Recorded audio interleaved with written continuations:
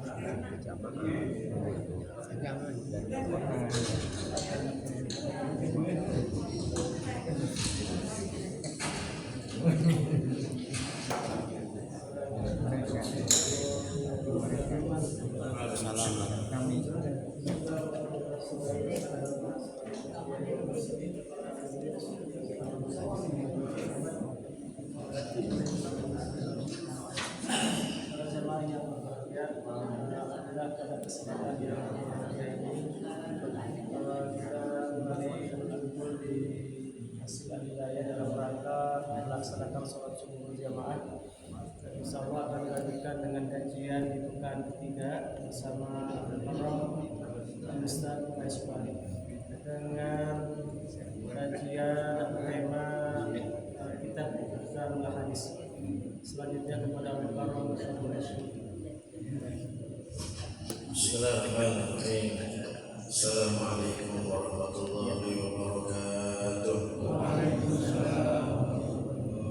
Pada hari ini wa'ala kulliyati sallallahu alaihi wa Mustafa Rasulullah sallallahu alaihi wasallam. Assalamualaikum warahmatullahi wabarakatuh. Wa khulafa'ir rasyidin wa sahabati ajma'in wa tabi'in wa man tabi'ahum bi ihsan ila yaumil min al-awliya wa syuhada wa salihin wa rahmatil muslimin wa ulama'i al-mu'minin. Susan Syekh Ahmad Al-Hashimi wa alifat al-kitab Akhlaqul Hadis wa li'abaina wa ummahatina wa ajdadina wa jaddatina wa syaikhina wa ikhwanina wa akhwatina wa li jami'il mu'minin wa muslimin sallallahu alaihi wa sallam. Allah Ta'ala yaghfir lahum wa yarhamhum wa yatajawaz aswahum. Al-Fatihah. A'udzu billahi minasy syaithanir rajim. Bismillahirrahmanirrahim. Alhamdulillahi rabbil alamin. إياك نعبد وإياك نستعين اهدنا الصراط المستقيم صراط الذين أنعمت عليهم غير المغضوب عليهم ولا الضالين. Alhamdulillahilladzi anzala as-sakinah fi qulubil mu'minin liyazdadu imanan ma'a imanihim wa lillahi junudus samawati wal ardh wa kana Allahu samii'an 'aliman. Wa shalli ala sayyidina Muhammad wa ala ali sayyidina Al-Mukarramun, bapak-bapak, ibu, para guru, asatidzah DKM Masjid Al-Hidayah. Alhamdulillah, kita bersyukur kepada Allah. Kembali Allah memberikan nikmat rezeki kepada kita, yaitu kesempatan untuk menikmati satu rezeki yang didambakan oleh semua umat yang ada di bumi ini. Dari zaman Adam sampai kita, apa nikmat itu? Nikmat berpuasa, nikmat bulan Ramadan.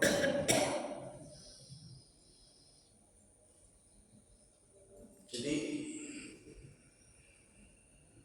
Bapak Ibu, ternyata penghulu amal itu ada pada lapak. Imam Nawawi dalam syarah syarah Lubabul Hadis mengatakan ada hadis Nabi Sayyidul Amal al-Ju', Jadi pemimpinnya amal itu adalah lapar.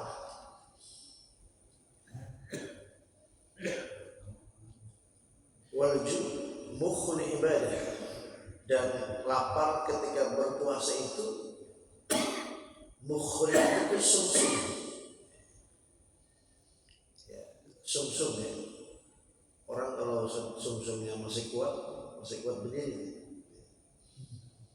Jadi lapar itu sumsumnya ibadah. Makanya kemudian puasa Ramadan ini adalah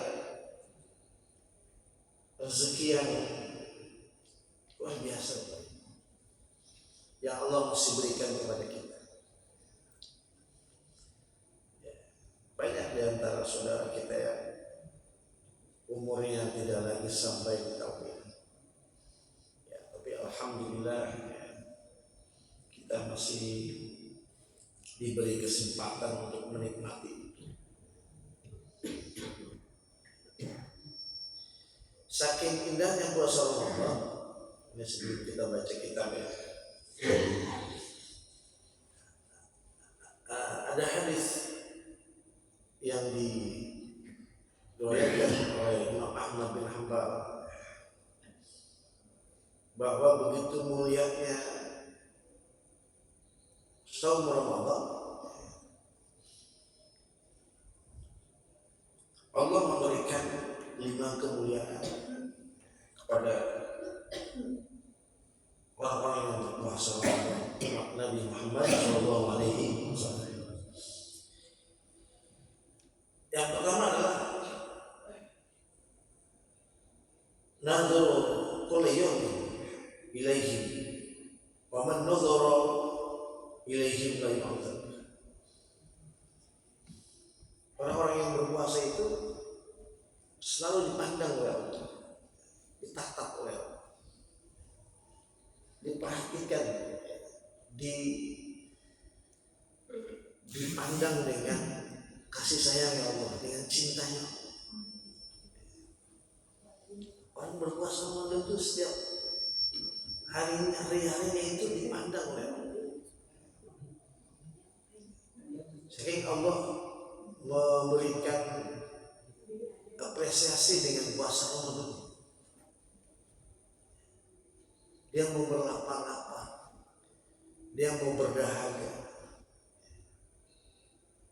Makanya jangan sampai pandangan Allah itu berpaling dari kita karena kita nggak menjaga puasa kita. Mungkin menjaga dari lapar dan haus, oke. Tapi menjaga dari pandangan, pendengaran, omongan ini yang berat, terutama juga hati. Jadi bayangkan Bapak Ibu, Allah menatap kita.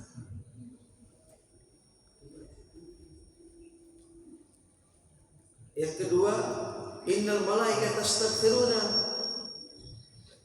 lis-shaimin. Sungguhnya para malaikat memohonkan ampun kepada Allah untuk kita.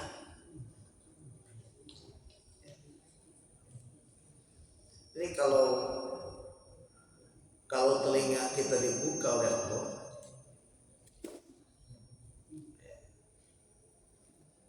untuk bisa mendengar istighfar malaikat, ya telinga kita kan terbatas. Kalau kita membuka kitab Ar-Ruh karya Imam Ibnu Qayyim al-Jauziyah, jadi orang yang meninggal yang berada di alam ruh itu pendengarannya itu berkali-kali lipat tajamnya dari pendengaran kita. Misalnya Ibu ziarah nih ke makam orang tua, apa yang ibu omongkan di makam itu, apa yang ibu baca itu terdengar jelas di alam ruh oleh orang yang kita ziarahi. Berbisik aja terdengar. Itu makam sebelah sana saya kenal. Itu waktu di dunia brengsek tuh. Misalnya ya. Dengar dia tuh. Apa yang kita baca, yang kita ucapkan itu di alam ruh tuh suaranya jelas sekali. Nah kalau pendengaran kita seperti itu, kita mendengar suara istighfar malaikat di setiap saat di bulan Ramadan untuk orang yang berpuasa. Coba itu keistimewaan luar biasa. Ini alasan kenapa Ramadan selalu kita rindukan. Bukan sekedar rindu suasana, oh tarawih rame nih. Rame biasanya 10 malam pertama ya. Kesininya masjid mengalami kemajuan jamaahnya maksudnya. Wa tazinul jannah. Ibu bagaimana di Ramadan ini Allah perintahkan pada surga untuk berhias. Ista'iddi wahai surga, bersiaplah kalian, berhiaslah kalian. Ya, bersoleklah kalian. Karena nanti akan ada yang kembali ke akhirat ini kepada kalian. Siapa? Orang-orang yang soleh yang berpuasa. Coba ibu, surga aja diperintahkan untuk berhias bagi orang-orang yang berpuasa.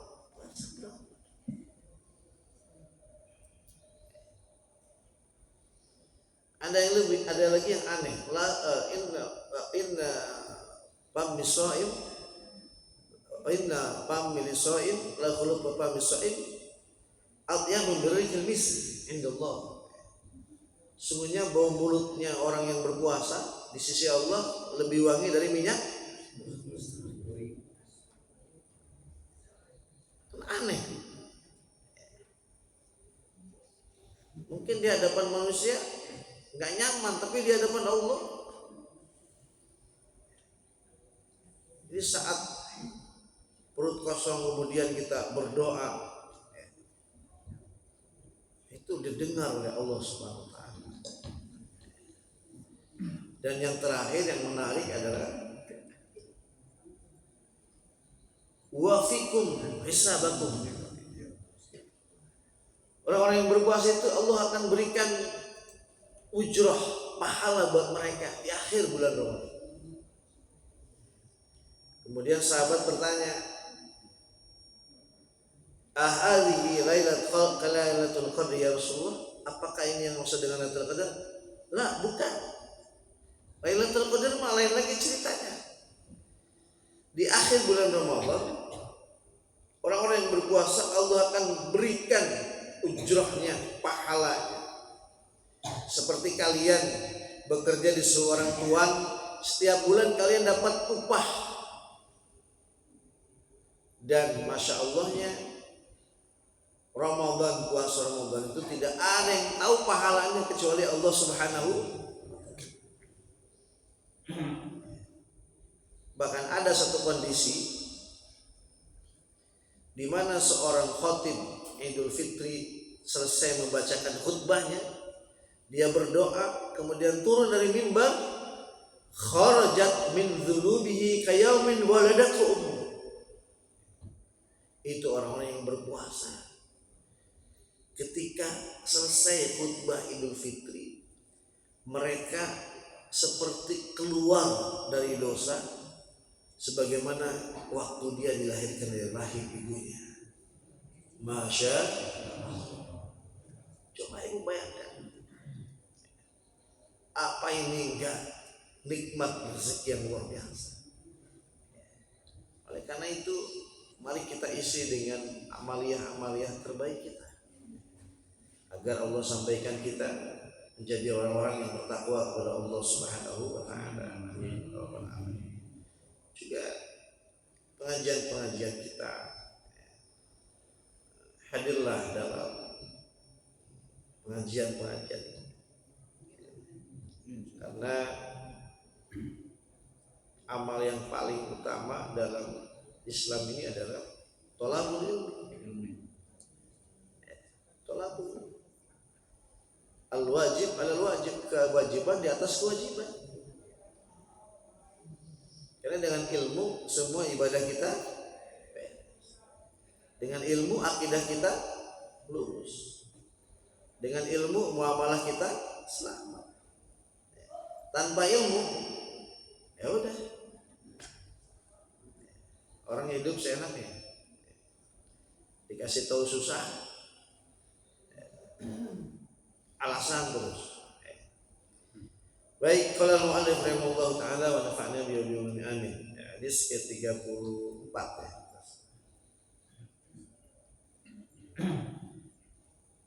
Ahabbul a'mal ila Allah adwamuha wa in qalla. Rawi Syaikhan an Aisyah. Hadis ini dari riwayat Imam Bukhari dan Imam Muslim. Asalnya dari mana? Dari Aisyah radhiyallahu taala anha. Apa kata Nabi? Amal yang paling dicintai oleh Allah adalah amal yang dawam dilakukan. Ya, wa in qalla, meskipun sedikit. Ya, meskipun sedikit. Ada orang yang sedekah setiap subuh, namanya sedekah subuh. Sedekah subuh 5.000 atau 2.000, setiap ke masjid cari koropak 2.000. Itu yang Allah cintai. Adwamuha, dawam. Wa in qalla, istighfar sehari gak banyak, 70 kali, 100 kali, tapi terus astagfirullah, astagfirullah. Duha gak banyak, hanya 2 rakaat, tapi setiap tahajud sama, 2 rakaat, 4 rakaat, tapi setiap hari. Ketimbang 8 rakaat, tapi sebulan sekali. Dawam, adwamuha wa in qalla. Unik ya. Di dalam Islam itu tidak ada amal kecil, amal besar. Yang penting dia dawam dan ikhlas. Kalau dosa, ada dosa besar, dosa kecil. Kalau amal nggak ada. Boleh jadi kita ditolong oleh sholat tahajud kita yang 2 rakaat kita laksanakan dalam keadaan ngantuk. Ya kita nggak tahu amal mana yang akan memberikan syafaat kepada kita, nggak tahu kita. Jangan-jangan ketika kita lewat rumah tetangga, di depan rumah tetangga ada pecahan kaca yang kita buang, boleh jadi amal itu yang mengantarkan kita ke dalam syurga. Kita nggak tahu, Pak. Makanya i'malu beramal.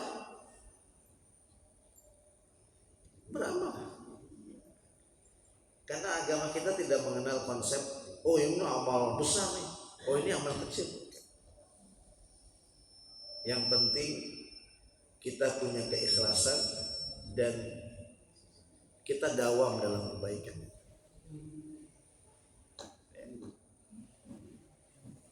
Sepekan sekali hadir di masjid, terus gitu, dawam kan. Meskipun kadang-kadang ada ngantuknya gitu ya, ngantuk ya gitu. Kenapa ya?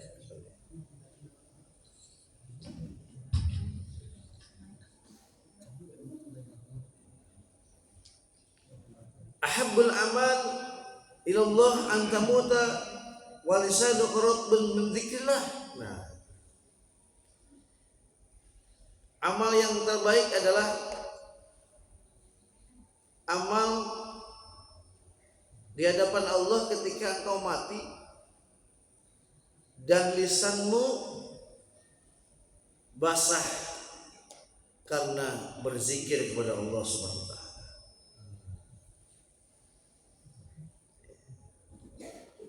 Inilah Pak, kenapa zikir itu harus dawam, supaya ketika kita mengakhiri kehidupan ini dalam keadaan berzikir.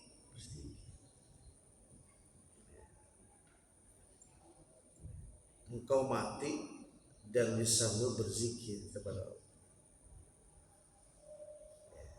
Zikirnya apa?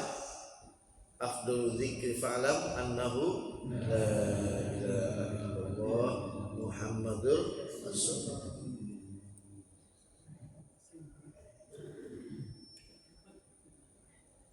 Masuk surga gampang Bu? Dicing wae. Pak, masuk surga gampang Pak?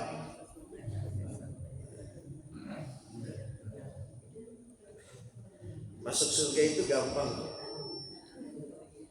Insya. Kenapa? Kok saya percaya diri? Ya kan kita udah punya kuncinya. Kita punya kuncinya. Apa kuncinya? Miftahul jannah la ilaha illallah la ilaha illallah Muhammadur Rasulullah. Kata Nabi, kunci surga adalah la ilaha Muhammadur. Kita udah punya kuncinya. Nah, justru nauzubillah kita nggak punya kunci neraka. Yang punya kunci, nah, berarti masuk surga itu mudah. Nah, gitu ya. Karena kita udah punya kuncinya. Cuman dalam hadis Nabi, antamuta walisanuka ratbun dzikrillah. Cuman kalimat itu bahwa ketika engkau mati.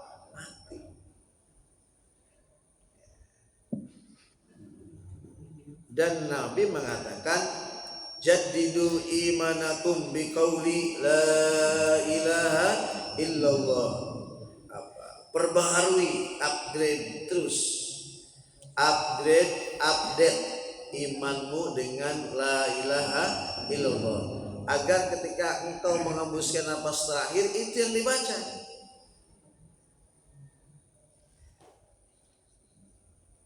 Jadi kuncinya di bawah untuk membuka pintu surga. Jangan sampai enggak di bawah.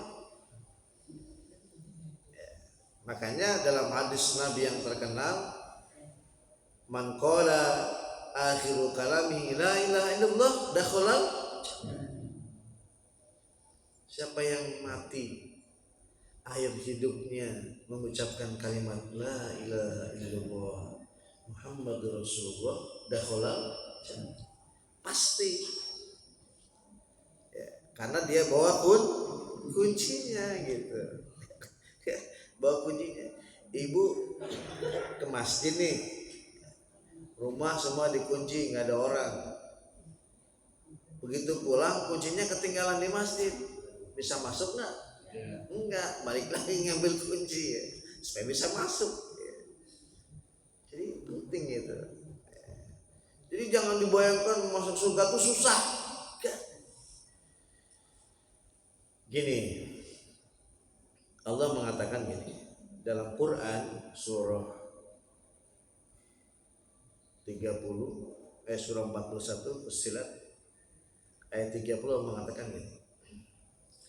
Innal ladzina qalu rabbunallah tsumma istaqamu tatanazzalu 'alaihimul malaikatu alla takhafu wa la tahzanu wa abshiru bil jannati allati kuntum tu'adun. Sungguhnya orang-orang yang konsisten, yang mengatakan la ilaha illallah sampai akhir hidupnya istiqomah, nanti malaikat Israil akan datang kepadanya mengatakan Allah takhafu, jangan takut, wala tahzanu, jangan bersedih, wa abshiru bil jannah, bahagialah kalian dengan surga yang dijanjikan oleh Allah Subhanahu. Begitu Pak, datangnya juga sopan ya.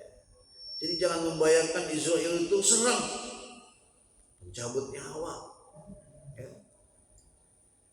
Kata Ibnu Jarir Al-Tabari dalam tafsir Fussilat ayat 30 ini, Allah takhafu, jangan takut, jangan khawatir dengan ilmu-ilmu, informasi-informasi tentang siksa kubur,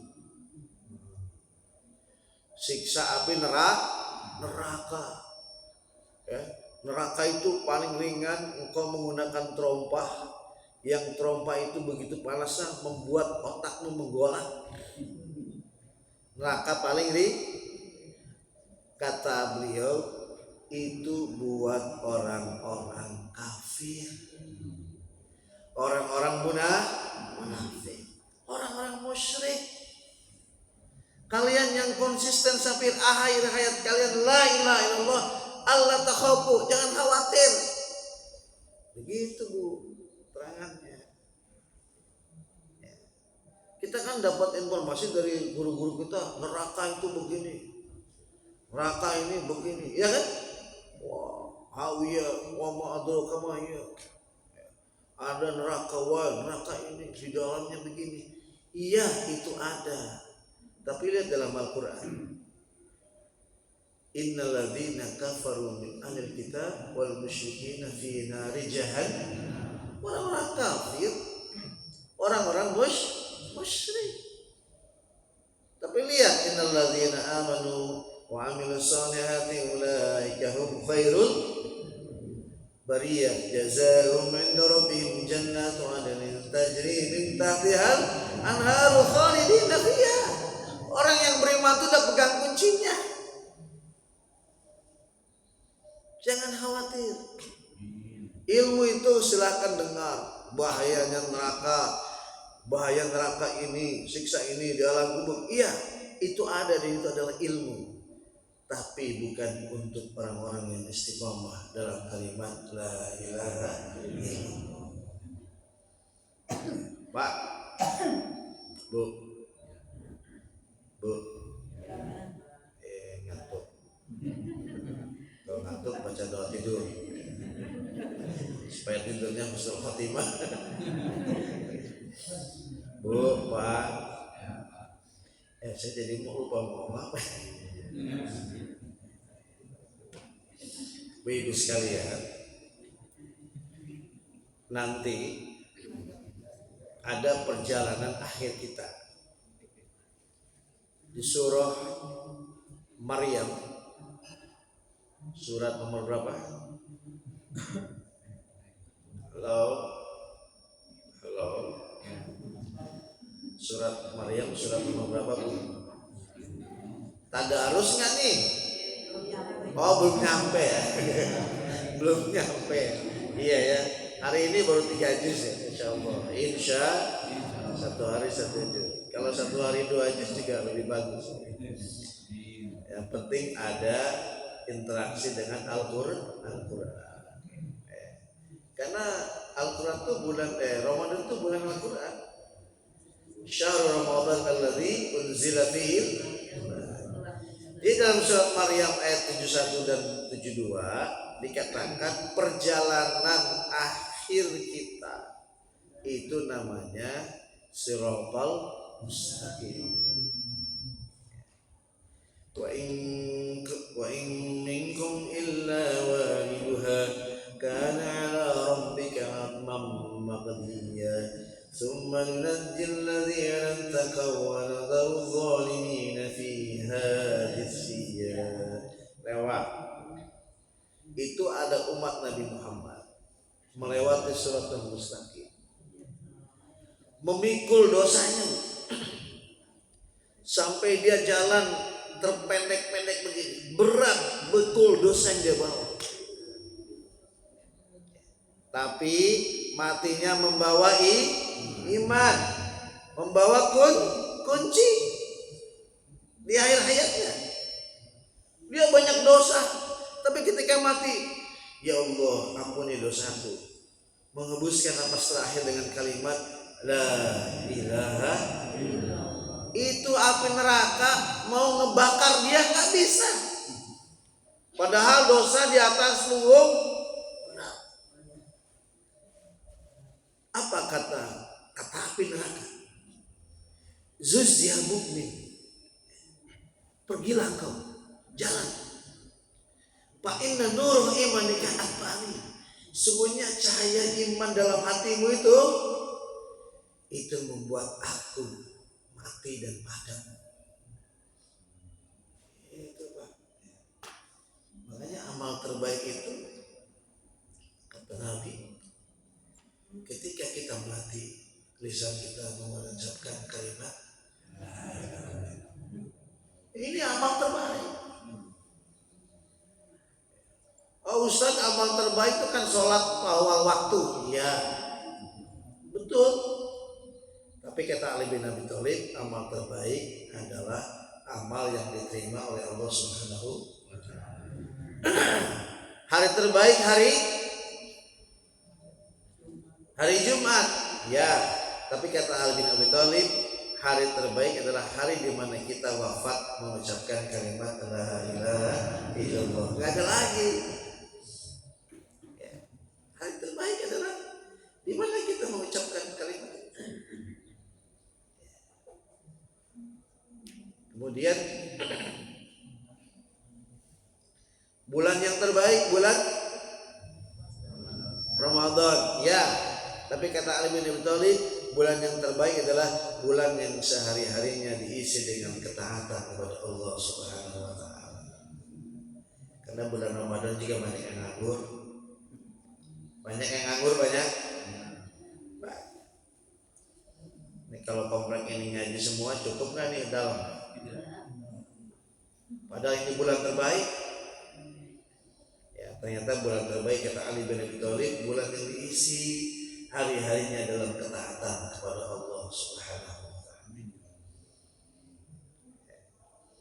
Jadi mari kita bangun satu pemahaman bahwa amal yang paling Allah cintai adalah ketika engkau menjumpainya, lisanmu basah mengucapkan zikrullah.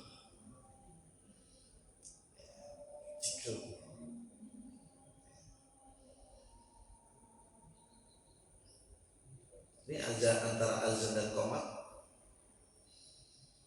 banyak pilihan. Yang paling ngetop antara azan dan qomat adalah berdoa. Ya Allah, ya Allah, ya Allah. Ada yang lebih baik dari itu.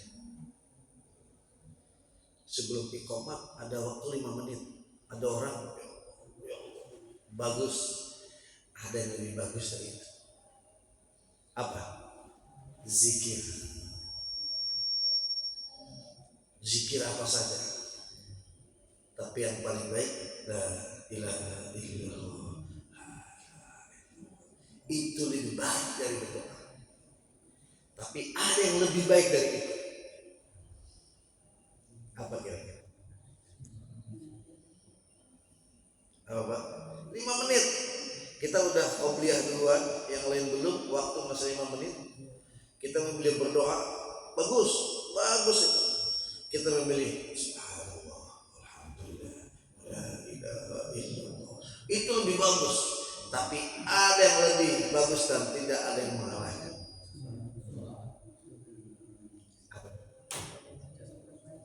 ibu buka mushaf, baca Al-Quran, semua hajat kita dikabul oleh Allah Subhanahu wa taala.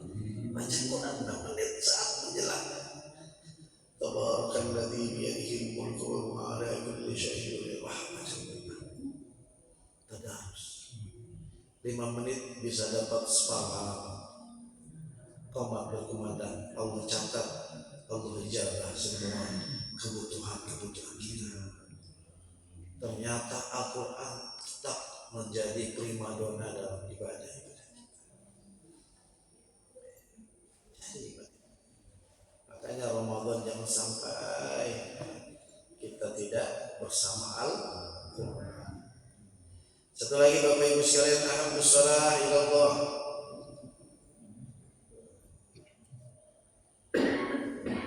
salat yang paling dicintai oleh Allah, salat Daud, salatnya Nabi Daud. Ahabbus siyam, puasa yang dicintai oleh Allah, puasa Nabi Daud. Wa kana yanamu nisfal lail wa yaqumu thulutsahu wa yanamu sulusahu wa yasumu yawman wa yaqum yawman. Allahu Muslim. Ini jangan salah paham.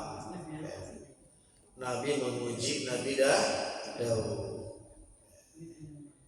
tapi tetap amalan yang Allah berikan kepada Nabi untuk kita adalah amalan kita umat Nabi Muhammad SAW. Jadi sholat yang pernah dilakukan yang terbaik sebelum kita adalah sholatnya Nabi Daud. Mana itu? Sholat yang tidurnya separuh malam dan berdiri sepertiga malam. Wayanamu sulusahu, seperenamnya dia tidur. Jadi Nabi Daud itu malam lebih banyak sholat. Kita lebih banyak sholat atau tidur? Nah, jadi ngaku. Nabi memuji Nabi Daud dan umatnya, lebih banyak sholat daripada tidurnya. Tidurnya hanya seperenam, sepertiganya sholat. Tidurnya separuh malam saja. Wa yasumu yawman wa yuftir yawman, puasanya 3 bulan. Kita berapa? Sebulan. Cuman bedanya kalau Nabi Daud puasanya sehari puasa, sehari berbuka. Selama 3 bulan, berarti setengah tahun tuh. Begitu. Mau milih yang sebulan sekaligus apa yang 3 bulan sehari puasa sehari enggak? Ya? Ya kita udah syariatnya yang 1 bulan, namanya bulan Ramadan. Ya kalau memang syariatnya kita syariat Nabi Daud, ya kita melaksanakan itu. Sami'na wa ata'na. Kita mah gimana perintah Allah? Kalau kata perintah Allah syahr Ramadan selama sebulan, ya sudah. Udah gitu kutiba lagi. Apa sih kutiba? Kutiba itu kewajiban yang berbeda dengan furido atau wujiban. Kalau furido, sholat misalnya, sholat mah nggak ada toleransi. Sakit, sehat berdiri, sakit duduk, nggak kuat duduk berbaring, nggak boleh, harus sholat. Berbaring udah nggak kuat, isyarat. Nggak sanggup isyarat, sholatin. Saking ini wajibnya tanpa kompromi. Kalau puasa kutiba itu meringankan, fleksibel. Wa in kuntum maridan, jika kalian sakit wajib puasa? Tidak. Boleh tidak berpuasa, tapi nanti dibayar bulan lain. Au ala safarin atau safar, mudik boleh tidak berpuasa, ya, tapi perjalanan yang tidak mengandung maksiat. Boleh mudik ke Jawa, perjalanan jauh bawa mobil. Jangan heran di bulan Ramadan di bandara banyak yang nggak puasa. Jangan bulan puasa ke puasa, jangan. Di bandara orang boleh nggak puasa karena bisa dipastikan safar. Sok puasa begitu kan? Puasa. Justru Anda yang tidak mengambil rukhsah. Kalau memang Anda nggak ambil, jangan sombong. Memang ke Kalimantan hanya 1,5 jam dari Sumatera Suta. Ya, 1,5 jam 2 jam lah. Ya. Tapi boleh nggak puasa? Boleh. Boleh saja.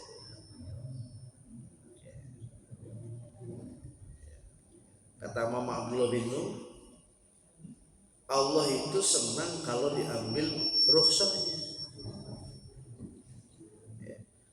Surabaya mah Johor sampai sana aja jam 1 lewat sampai udah asar sana aja boleh. Cuman Allah senang kalau kita menjamah. Gitu ya. Gitu. Jangan berpikir sekarang ada pesawat, nanti kan kembali lagi zaman jadul. Ini nanti semua teknologi mati, mobil nggak ada, jaringan habis sudah. Kita kembali jalan kaki, naik kuda, sepeda. Ya. Begitu. Jadi hukum itu, rukhsah hukum itu untuk diambil sebagai sebuah dispensasi dari Allah. Inilah indahnya Islam. Meskipun sholat tidak boleh diotak-atik, mau sakit mau enggak harus sholat, tapi tetap dalam pelaksanaannya. Ketika safar berapa kilo, 90 kilo ke Bandung misalnya. Bandung sekarang 3 jam sampai enggak? Sampai sholat asar di situ. Loh, Anda boleh menjamahnya. Gitu ya. Sampai Bandung gak usah sholat lagi. Atau dari Bogor sholatnya Johor sama asar di Bandung aja, nggak apa. Di Bandung ngadain acara, boleh dijamak, boleh dikosong selama di Bandung. Ini sampai iyalah nggak apa-apa, sholat biasa aja. Loh, Allah memberikan dispensasi selama 3 hari 3 malam. Dihitung tuh, Senin, Selasa, Rabu, malam Selasa, malam Rabu, malam Kamis. Selesai malam Kamis Isya, berarti sudah kita dianggap menjadi mukim. Berarti besoknya sudah tidak ada lagi jama atau kosong, karena kita dianggap mukim selama 3 hari 3 malam. Udah 3 hari 3 malam dari Bandung ke Surabaya, kita nggak berusaha lagi. Jadi indah, Pak. Hukum ini memang mengikat, tapi dia fleksibel. Indah Islam.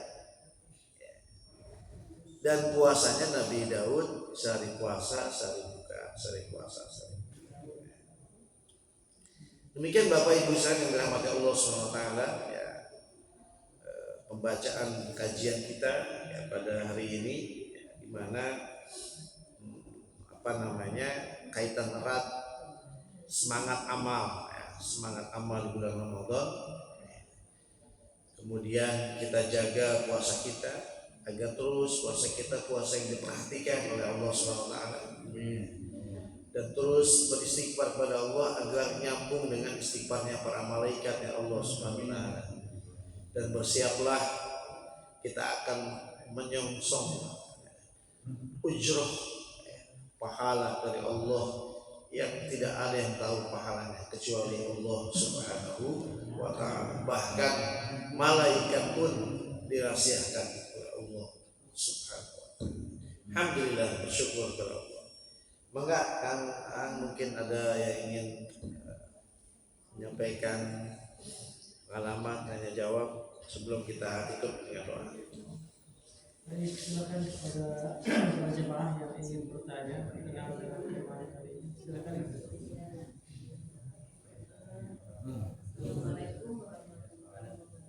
Waalaikumsalam warahmatullahi wabarakatuh.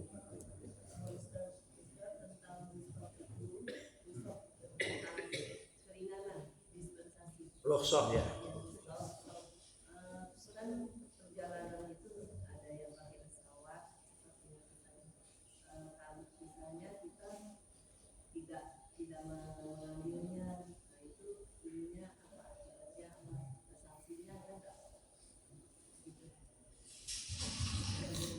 Ya.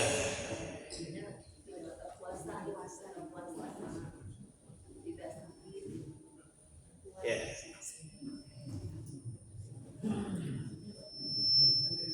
Faida darabtum bil ardi fala junaha alaikum an taksuru minas shalah. Kalau kalian mengadakan perjalanan di bumi yang jaraknya menurut para ulama di atas 85-90 km, maka kalian boleh menjamak atau mengqashar salat. Diperintahkan kepada kalian berpuasa Ramadan. Tapi kalau kalian sakit atau dalam perjalanan, maka boleh kalian tidak berpuasa. Hukumnya apa Bu? Boleh, tidak harus. Saya kalau perjalanan keluar kota, saya kadang tidak batal dari Soekarno-Hatta ke Banjarmasin naik lagi pesawat Wings ke Kota Baru. Itu perjalanan sebenarnya luar biasa, tapi selama kuat sayang aja gitu. Baru di Kota Baru perjalanan 3 jaman lagi sampai lokasi, ya istirahat sebentar gitu ya berbuka maghrib. Tapi boleh kita untuk tidak berpuasa. Artinya ini keringanan, karena ada orang-orang tertentu yang turbulen sedikit gitu ya. Jadi hukum ini bagi orang yang tidak kuat, gitu Bu. Kalau ibu masih kuat, sehat, sayang, nggak apa-apa. Tapi hukumnya boleh. Wa in kuntum, jika kalian maridon, sakit yang kata dokter, ibu bagusnya ibu nggak puasa dulu. Nah, baru ibu buka. Cuman sakit liur-liur sedetik kayak buka. Tidurin sembuh, jangan buka saya. Ya, sakit yang berat. Sudah didiagnosa kata dokter harus berbuka. Perjalanan yang ekstrim. Kalau masih kuat mah nggak apa-apa itu. Tapi jangan sampai kuat saya mah, begitu perjalanan muntahnya batal karena muntah. Terus kata malaikat tuh kan, kata Allah juga kamu nggak usah puasa, ntar digituin. Ya, jadi lihat kondisi. Kalau sanggup silakan. Tapi kalau kira-kira, waduh, kayaknya perjalanannya luar biasa nih, kita buka aja deh. Saya suka pusing. Nah, kalau sakit gara-gara kita tidak mengambil rukhsah, itu boleh jadi bisa zolim terhadap diri sendiri. Jelas ya Bu ya? Pak, mangga Pak. Waalaikumsalam. Tadi dikatakan bahwa salat istiqomah rutin walaupun sedikit itu terutama yang sholat malam. Ini dua kata Ustaz. Sebelumnya saya selalu merasa berat karena harus 5 karena penutupnya itu witir 2 dan 1 itu. Jadi bukan 2 ya tadi ya. Semalam itu 5 ya. 2 sholat tahajudnya dan ditutup dengan witir gitu. Ya. Kalau memang benar bisa 2 saja lebih ringan gitu maksud saya. Bapak Ibu yang dirahmati Allah, kalau Ramadan kan witirnya udah apa ini? Di luar Ramadan, Di luar Ramadan, nah ini kalau bisa upayakan di luar Ramadan witir itu setelah sholat isya sebelum tidur. Ya, sebelum tidur. Ya.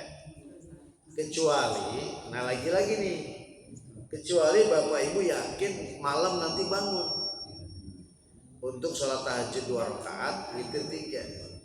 Tapi kalau nggak yakin, coba bangun gak ya? Nah, daripada nggak witir, ya, lebih baik witirnya setelah sholat isya atau mau tidur witir dulu nggak apa-apa.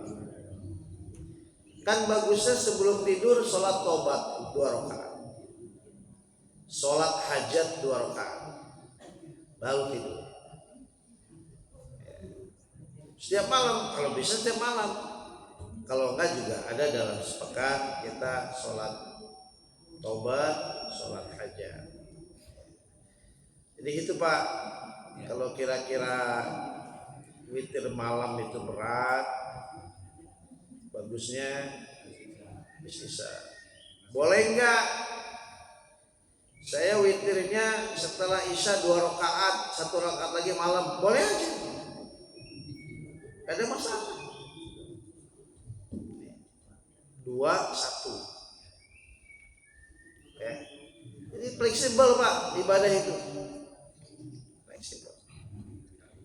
Nih, ada pengantin baru nanya sama saya, "Tat, saya tinggal di mertua.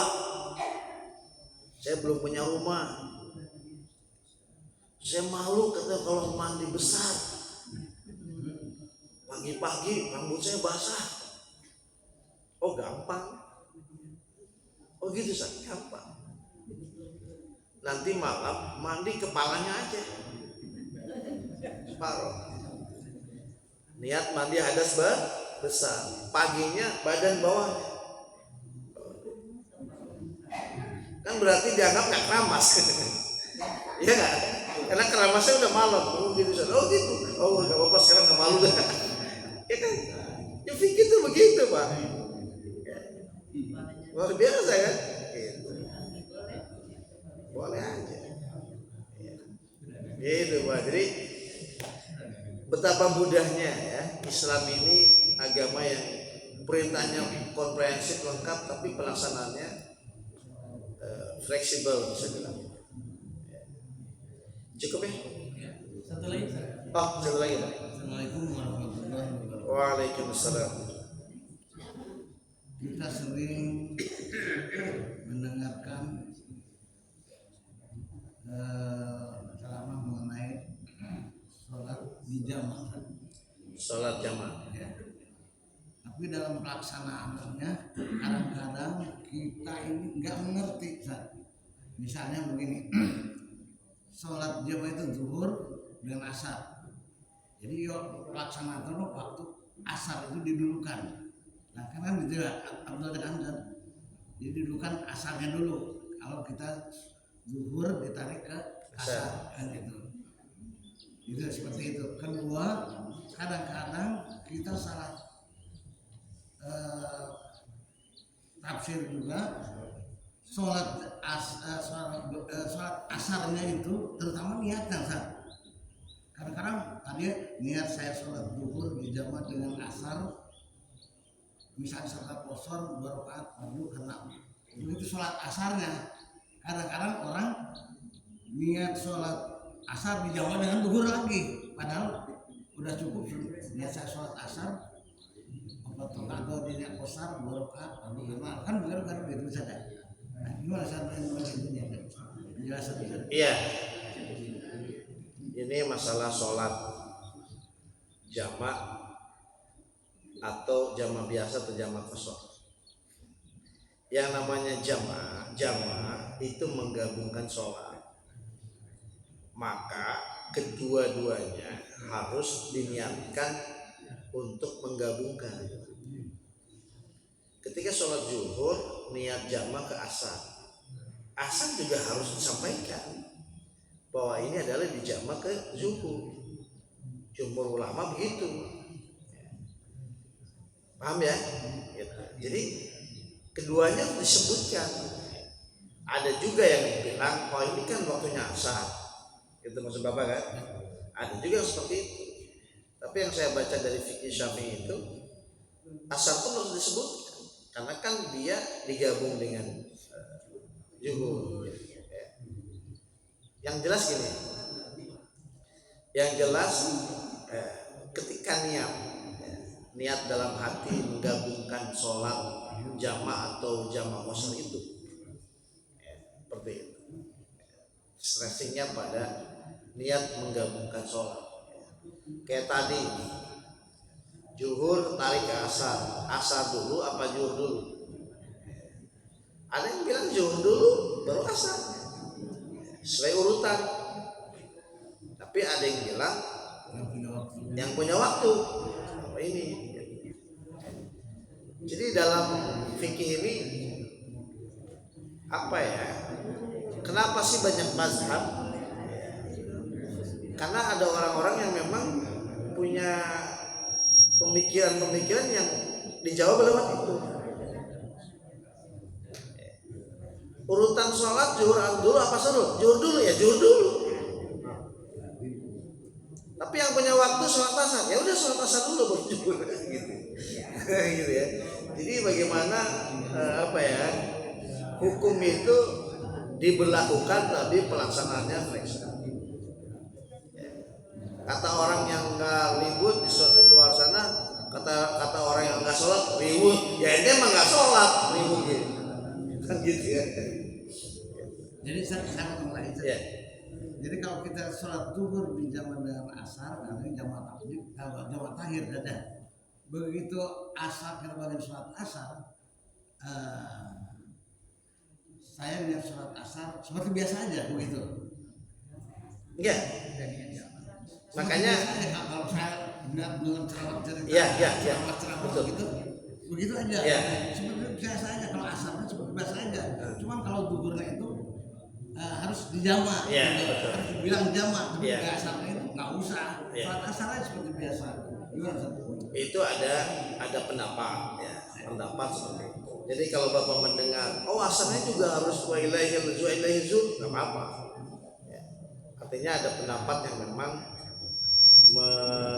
mengharuskan seperti itu. Karena kan meniat menjamak, niatnya menjamak. Kalau kita menemukan seorang guru, oh nggak perlu, ini kan punya asar, udah ada asar, nanti zuhur yang mengatakan jamak. Ya, dia perlu juga membuka fikih apa yang dibaca. Gitu. Bagusnya kayak gini harus jelas. Oh menurut fikih Syafi'i. Nah, ya, kalau di sini kan rata-rata Syafi'i ya. Kalau menurut Imam Malik, nah nanti ketemu tuh. Oh ternyata harus dua-duanya, oh ternyata satu-satu. Demikian. Ya. Bismillahirrahmanirrahim. Rabbana taqabbal minna innaka antas samiul alim wa tub 'alaina innaka antat tawwabur rahim. Rabbana innana amanna faghfir lana dhunubana wa qina adzabannar. As-sabirin was-sadiqin wal mu'minin wal mustaghfirin bil ihsan. Rabbana atina fid dunya hasanah wa fil akhirati hasanah wa qina adzabannar warzuqna jami'an husnal khatimah. Sallallahu alaihi Muhammadin nabiyil ummi wa ala alihi wasallam. Subhana rabbika rabbil izzati amma yasifun wa salamun alal mursalin walhamdulillahi rabbil alamin. Subhanallah wa bihamdihi asyhadu an la ilaha illa anta astaghfiruka wa atubu ilaik. Assalamualaikum warahmatullahi wabarakatuh.